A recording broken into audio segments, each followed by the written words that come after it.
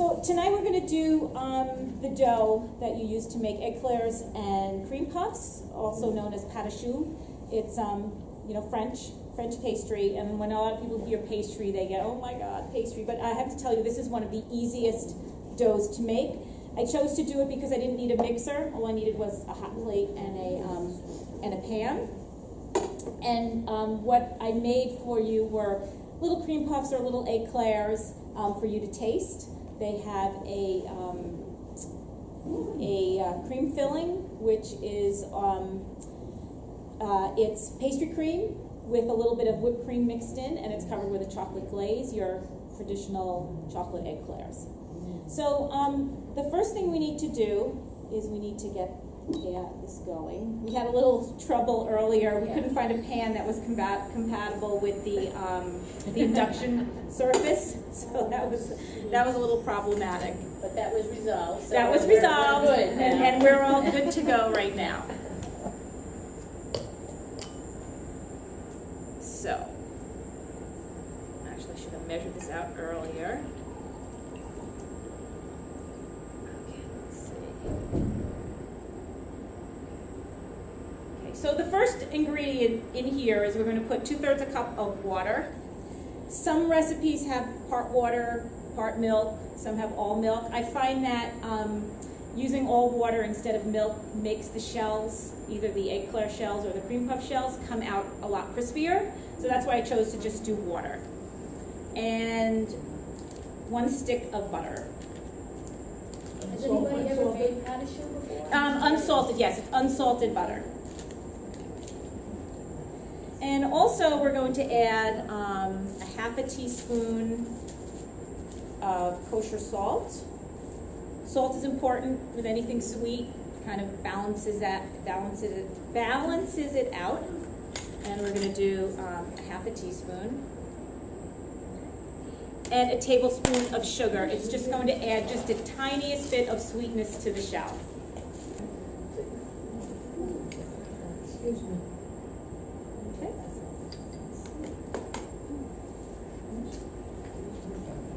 So I've put in the water, the butter, the kosher salt, and the granulated sugar, and we're going to let this come to a boil. We're almost there. Okay, so everything is melted. It's come to a boil. And here I have 1 1/4 cups of bread flour. And the reason I'm using bread flour is because it gives the shells a little more structure than using all-purpose or cake flour. This we're going to dump in all at once. And we're going to stir this up. No sifting? Nope, no sifting. And I'm doing this, I'm going to put this back on the heat to dry it out, but we want to do it off the heat when we add the flour because we don't want to get little lumps of flour in this. Okay, so this is what it looks like. I don't know if everybody can see it. It's kind of a paste now, so I'm going to put this back on the heat, kind of medium-low. And we're just going to kind of toss it around a little bit and dry it out a little bit. You don't want a runny dough. It's going to be harder to pipe, and it'll spread out more. It won't puff up in the oven. So this usually takes about 2 to 3 minutes. Is that the same batter as French cruller? Yes, it is. Only they're fried. And also the same dough you use to make the St. Joseph's zeppoli, either al forno, which is cooked in the oven, or the ones that are fried. And cream puffs too? Cream puffs, yes, same dough. When you take them out of the oven, do you poke a hole in them? Yes, I do. Yep. Let some of the air out, let it dry out a little. You can even leave them in the oven with the oven turned off, the door ajar a little bit, and that'll really dry them out. And you can also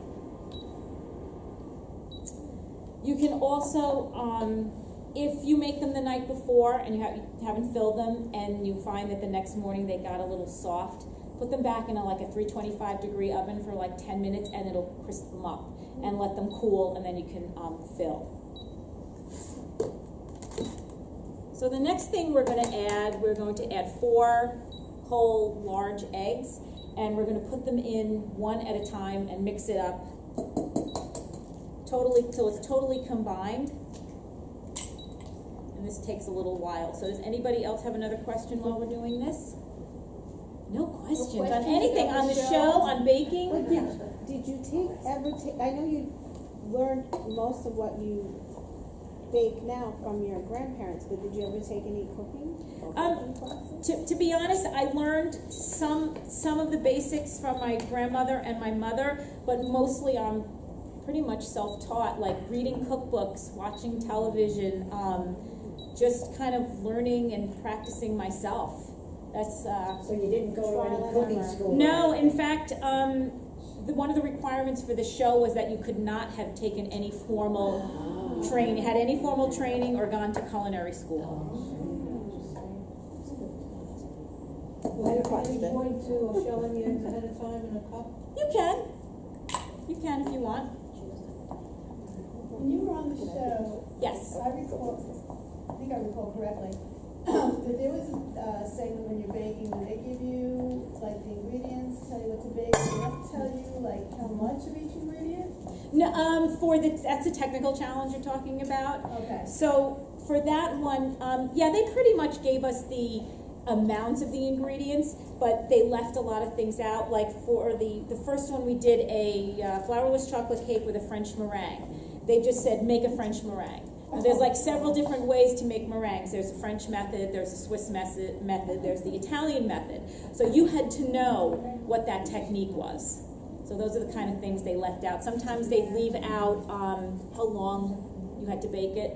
So you had to just kind of judge for yourself, or kind of,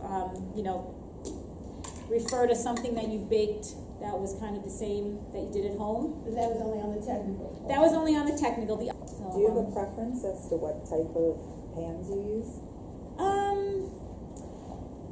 These are aluminum. The size of this is a half sheet pan. It's such a versatile size. I even use this for savory stuff, like I'll roast vegetables on here. I'll cover it with foil if I'm baking salmon or chicken or something in the oven. But I love these pans. The only thing I use them, but I find that making I don't know if anybody here has tried making French macarons. They can be extremely finicky to make. I find when I use these, because of the lip, the air circulation isn't very good, and sometimes the ones on the edges don't rise evenly. So what I do is I turn it over and I put them on this side. They mentioned a lot of different flours, like like it's not just regular white cake Right. flour that they use. What are the flours? There's there's so many different flours. All-purpose flour, as it's called, is good for a lot of things. You can use What it do they call it on the show? all-purpose flour that they do, and over there, our bread flour, they refer to it as strong flour. Okay. Yeah, so that's the only thing. And then there's pastry flour, which has the least amount of gluten of all the flours. Okay, we're almost there. So baking that dough consists of just a lot of stirring and. A lot of stirring, yeah, work those arm muscles. And it's an easy thing to put together. It's not hard, and you don't need a mixer. All you need is a pot. Can you use a mixer when I'm doing that? I tried using a mixer once. I just don't like the way they came. They kind of collapsed. I think it adds way too much air. I think just do it this particular dough, do the old-fashioned way. So this is what we have. Okay, and it's not too runny and it's not too thick. It kind of just falls off the spoon, which is nice. That's kind of the consistency we're looking for. I always say it makes a V off the spoon. So here it is. So we're gonna fill our pastry bag. So this is the tip I'm gonna use. It's a plain round tip. I think it's about a ½ inch in diameter for the cream puffs, because you want little circles. And this is the one, it's kind of a French star tip that I use to make the eclairs, to make the long lines. So we're gonna just make some. Let's see, what do you want me to demonstrate? The eclairs or the cream puffs? Anybody have a preference? Eclairs. The eclairs, okay.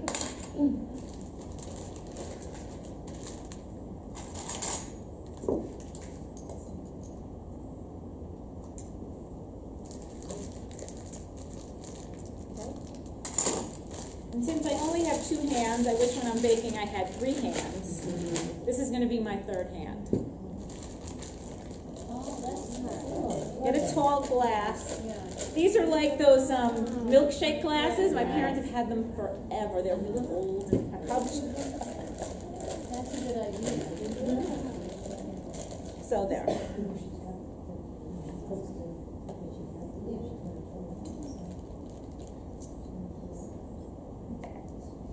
Make your life easy. Baking should be fun. Don't struggle. So there's no lemonade sauce.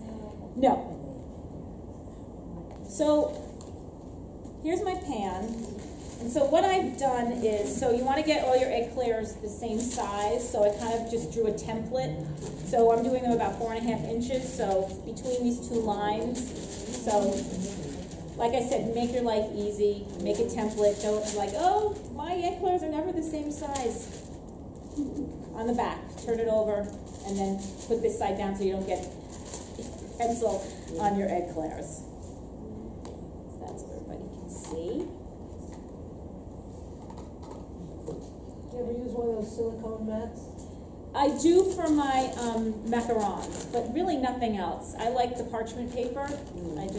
That's just my like I said, that's just my preference. Okay.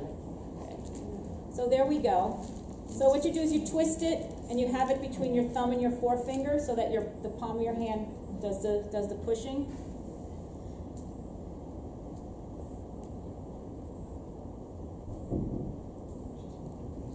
And that's it.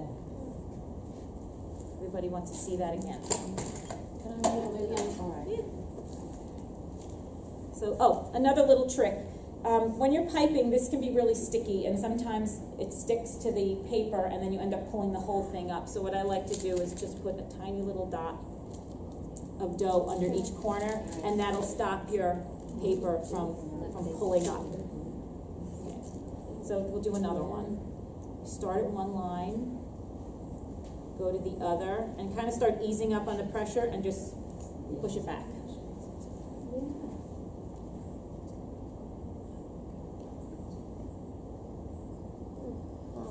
How close are you each?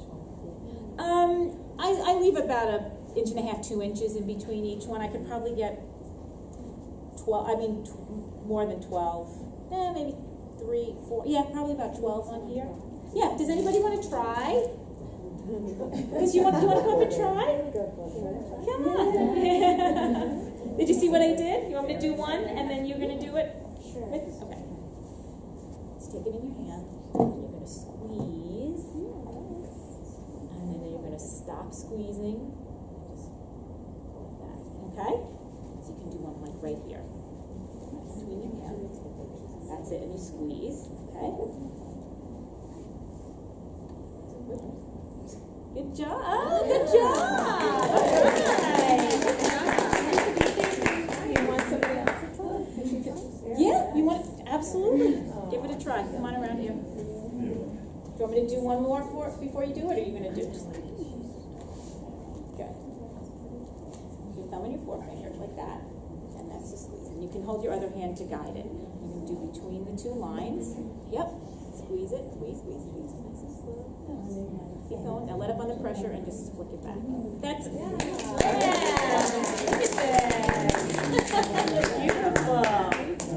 So these will go in the oven at 400 for about 15 minutes. And then if you're doing 2 pans, switch them at that point. Lower the oven to 375 and do them another.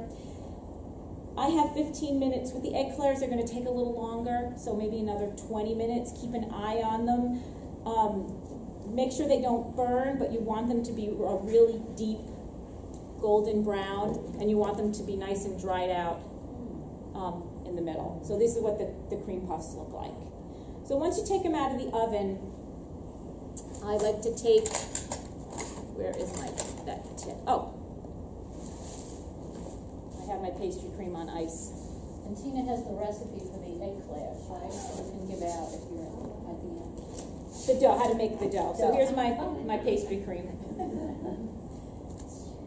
You made that, or something? I made the pastry cream. So the pastry cream is milk and cream, sugar, eggs, cornstarch, a little vanilla in a pot, temper your eggs. And then what I like to do is to lighten it up a little. I make it the night before, make sure it firms up in the fridge, and I take whipped cream, just plain whipped cream, no sugar added, and fold it in so it comes a little bit lighter. And there's a technical term for that. It's called diplomat cream or creme diplomat, which is just the folding of the whipped cream into the pastry cream, which we use on the princess cake. I'll never forget that. So what I do is I use this same tip. When they come out of the oven, I make a hole in the bottom of anything that you're making, and then put it on a rack to cool. This lets a lot of the steam escape, which will cause it to like kind of stay wet. When I was first starting out, I didn't do that, and I used to cut the tops off and fill them and then put the top back. But now this is so much cleaner, so I'm going to show you how to do that. So there's a little hole in the bottom, the same size as this, so you're going to put that in. Put that in the hole. And you're going to squeeze, and you know what, it might start to come out a little bit, and then you know that it's pretty full, and you can also feel that it's a little heavy. There we go.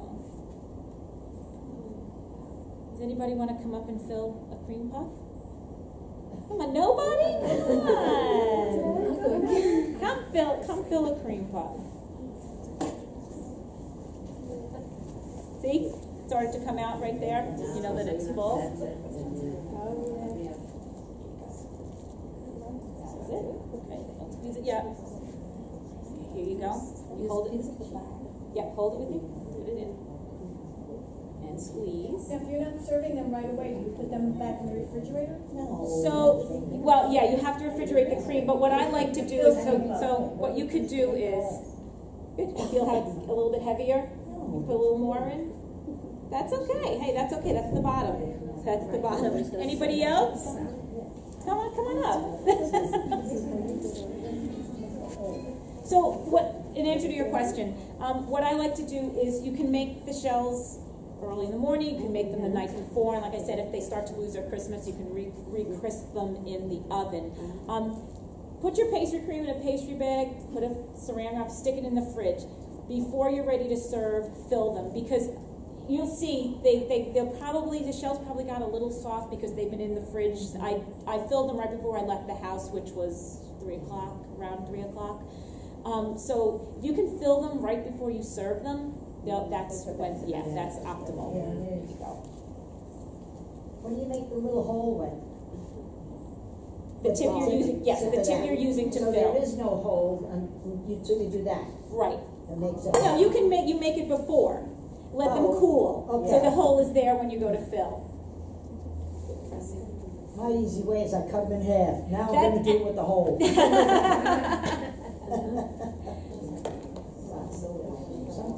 Can you microwave this for like 10 seconds? Okay. So the chocolate glaze I'm using is a little water and sugar in the pan. Bring it to a boil until the sugar is dissolved. Then I add dark chocolate, a little cocoa powder, and a little bit of cream, and that's the glaze. And it's nice because you can dip them in. So I'm going to fill a few more.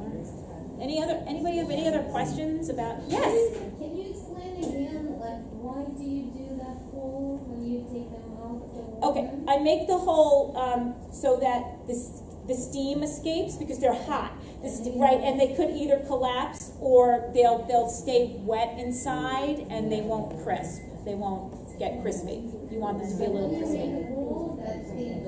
No, they don't. If you cook them long enough and you make the hole and the air comes out, they should not collapse if you cook them long enough. Feel them. You can feel them. If they're still a little pliable when they're in the oven, they haven't cooked long enough. And know your oven. The best advice I could give you is to get an oven thermometer and check your oven temperature to make sure that it's running true. This is 10, is that enough? Yeah, that's good. That's perfect. Okay, so I've got my glaze.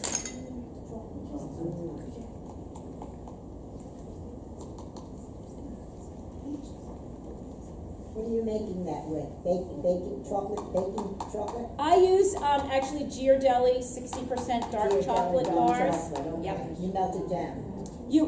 What you do is you take, the only recipe I actually brought today was just for the pâte à choux dough. But for this, you take sugar and water and you put it in a pan and you bring it to a boil and just cook it, simmer until the sugar dissolves. From there, you take the pan off the heat, you add your chocolate, your chopped chocolate, your cocoa powder. Right into that hot water? Right into the hot water, Yeah. into the glaze. So, I mean, it's pretty easy. You're gonna take your cream puff, Yeah. dip it, and there you go.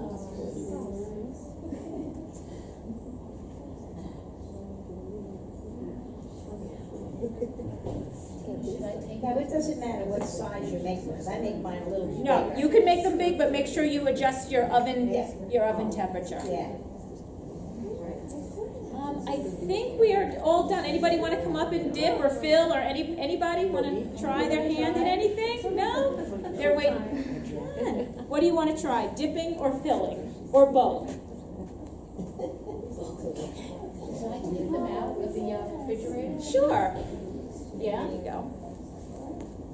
Let me clean the tip off for you.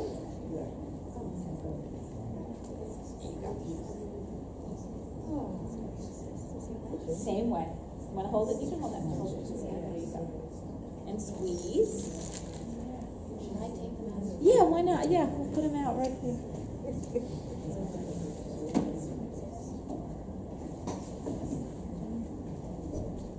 Is it getting heavy? Do you feel it? Is it getting heavy? Yeah, that's good. Now, do you want to take that and dip it in the glaze? Let me get you a napkin.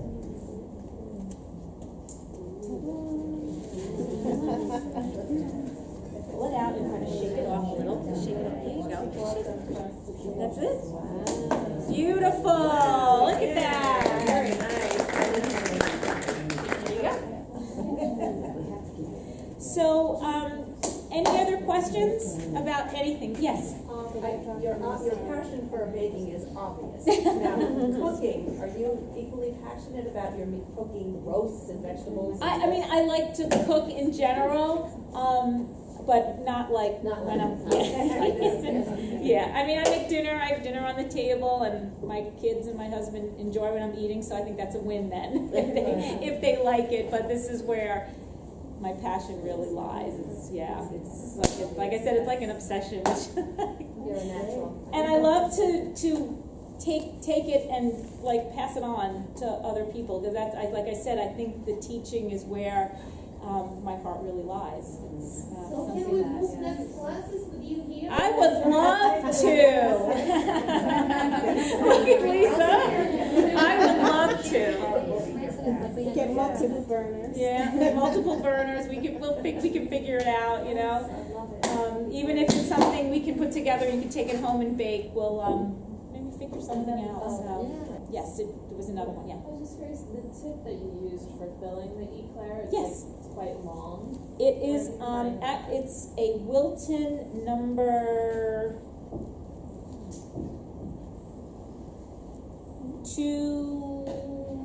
230. Wilton 230. Yes. Cannoli cookies. Yes, pinole cookies are actually gluten-free. Yeah. Almond paste and egg whites and sugar. Right, but one question. Sure. What almond paste do you use? I I use- don't buy the ones in the supermarkets. I go to the pastry store and buy it by the pound. Fresh almond paste. That's A lot of people use those too. I don't use the one in the tube. I use the Solo, which is in the box every once in a while, but I like to make my own, and it's pretty easy if you've got a good food processor or like a Vitamix. You use the almond flour, egg whites, sometimes a little corn syrup, and sugar. You can make your own, and it is so much better than Well, I the don't ones. have a recipe to make the almond paste. Look online. There's Online? several. I don't have one off the top of my head, but Okay. Have to make them for Easter. you have to. You have to. Oh, boy. Did someone else have a yes? I want to know, like, what was your turning point when you were like, I'm gonna step out and do competitions or get on television and just come out with like your own, you know? So, back in 2009, we had, if you remember, there was a kitchen store, Chef Central on Central Avenue. And LOHUD, the LOHUD papers was running a apple pie contest. So I entered it and I got second place. So I was like, oh, okay, cool. The next year, they did a holiday original cookie contest, and I entered that, same thing. LOHUD sponsored it. It was at Chef Central, and I got second place. I'm like, second place. So then, a couple of years later, Chef Central did another competition. They referred to it as the Chef Central Idol.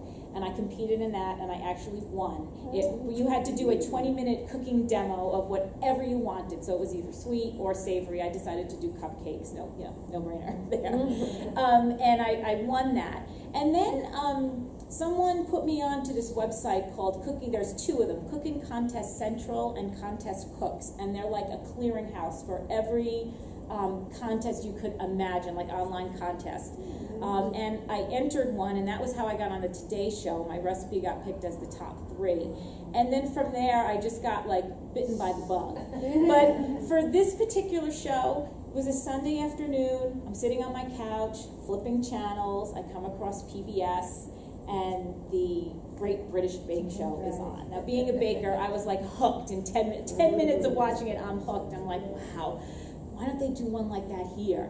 And lo and behold, 3 years later, I came across the casting for it, and that's how I ended up doing it. So, yeah. The judges seem to be so warm towards everyone too, is that? They were actually the most asked question that I get is, how's Paul Hollywood? Is he mean?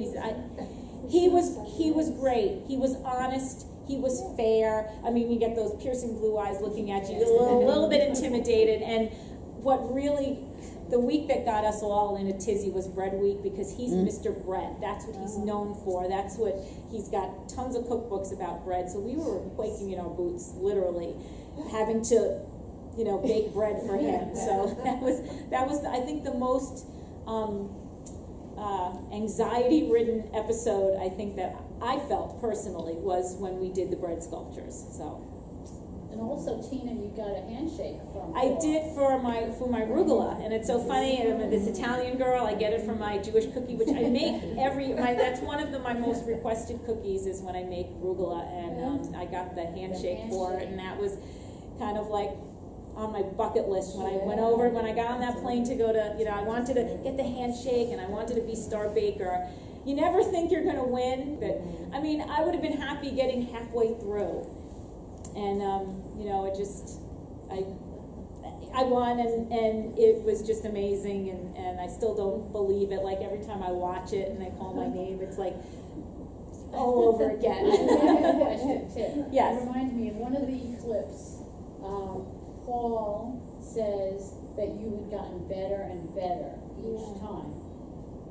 How accurate is that? Is that like, are you just more comfortable, or is it like that you pick up tips along the way, or how does that work when they say bakers get better and better? I think it's a combination of both, because I had a horrible first episode. My coffee cake cracked, and then my mini cakes failed, and I had to go to another recipe that, thank God, I had in my head, and the culinary team was great about getting me all the extra ingredients that I needed. But you do every step that you get by, every week that you get by, you do get a little more confident. And there were things that I wanted to bake that were at the end, so I knew that if I didn't get past this week, I wouldn't get to do it. Like, I was really excited about making my gingerbread creation. I know that most people were dreading that. I was so excited to be able to do that. I really wanted to make the cannolis, and I said, and the only way to do that was to get into the finals. So that was pretty exciting. Yeah. So you kept your eye on that. Eye on the prize. Yes. So $1 million question. Yes. So, how, with all these carbs and sugar, you stay in shape? I am like always going. My mind goes a mile a minute. My I'm always going, I'm always standing, I have to be doing something. I'm just one of those personalities, I just can't sit still. I'm constantly doing something. I don't eat everything I bake, I either give it away or sometimes we do throw it out. And, you know, I walk, I have a very good friend, we walk everywhere, so yeah, it keeps me, And yeah. so you just taste what you make, like the judges on the show too, they Taste. just taste But there are it, some right? things that I really like and I will eat. Like I love my chocolate cake with vanilla frosting and just, yeah, I want a big slice of that, you know. And there are certain things, you know, that I will indulge in, so yes. That's what I was gonna ask you, what's your favorite thing to bake and your favorite thing to eat? You know, favorite thing to bake, that's a hard one. I do like to make everything in single serving and miniatures because it's so nice to give somebody a little, you know, instead of a big cake, like a little, you know, something that's individual to them, like little tarts, little cakes, little this and that. But I do love chocolate, and if it's not chocolate, lemon. I love anything with lemon, and lemon meringue pie, lemon cake, lemon tart. So if it's not chocolate, it's lemon. Where the tent is, or you're outside? We so the tent is west of London, in the suburbs. It's actually at Pinewood Studios where they filmed like James Bond, where they filmed Star Wars. In fact, there was some filming going on. I think they filmed some of the new Mary Poppins there, and they also filmed. If you notice, there were some scenes where we're walking over the stone bridge. That stone bridge is in Chitty Chitty Bang Bang. I want to say it's the scene where she drives the car into the water. So so our hotel was kind of in between downtown London and the studio. We were kind of on the outskirts, but it was nice because we were right near a train station, so you could hop on the train and go into London, or we hopped, it was like 15 minutes to get to Windsor, which was really nice. So we were very centrally located. And there were a lot of restaurants and stuff around the area. There was a convenience store next to us. We could walk to a supermarket, so it was in a really good location. So, yeah. Is that it? Well, thank you. Yeah, thank you so much for coming. I appreciate it. So everybody wants to take a taste.